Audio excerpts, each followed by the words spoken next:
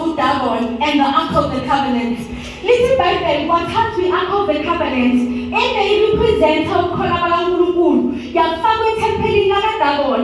What to Dagon and me is carrying inside.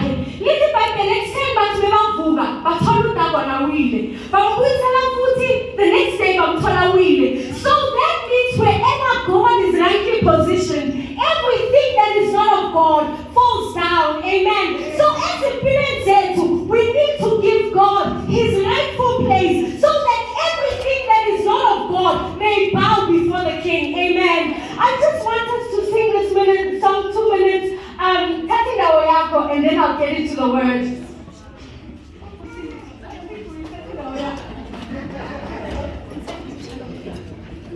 Okay.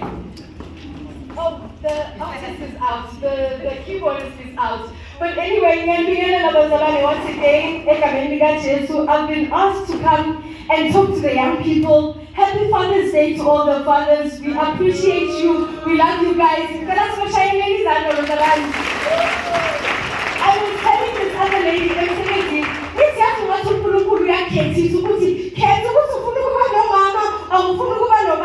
so we're discussing Father's Day and all.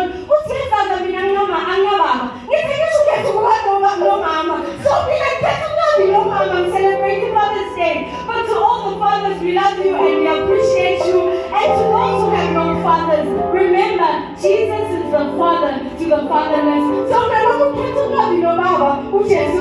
amen.